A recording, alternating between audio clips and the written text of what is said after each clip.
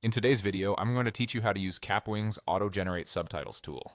This feature is a huge time saver for anyone who regularly works with video content and needs to add subtitles quickly and efficiently.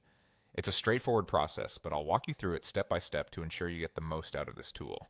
First, you need to head over to the Kapwing website. If you're not familiar with it, Kapwing is a versatile online platform designed to help you create more content in less time, whether you're editing videos, creating memes, or in our case, generating subtitles automatically. Once you're on the home page, you'll see an option to sign in at the top right corner of the screen. Click on Sign In.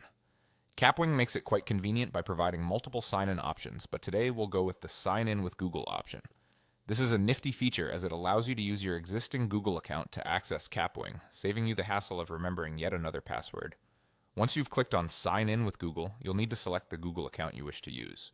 This step is pretty self-explanatory if you regularly use Google services. After you've successfully signed in, you're directed to your Kapwing dashboard. Now locate the project you want to work with. This could be a new project you're starting or an existing one you need to add subtitles to. Click on that project. You should now see various options related to editing your content. Here's where it gets exciting. Look for the Subtitles button and give it a click. This will open up the subtitle editor within Kapwing. It's here that you'll notice the option to auto subtitles. If you prefer, you could create subtitles manually from scratch, but using the auto subtitle tool is why we're here today. Once you click Auto Subtitles, Kapwing takes over a bit. Its smart technology listens to your video, processing the dialogue and automatically generating subtitle text in a matter of moments. This not only saves you a ton of time, but also minimizes the chance for human error in transcription.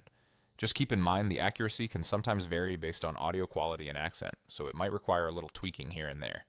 By following these steps, you can easily add auto-generated subtitles to your videos using Kapwing.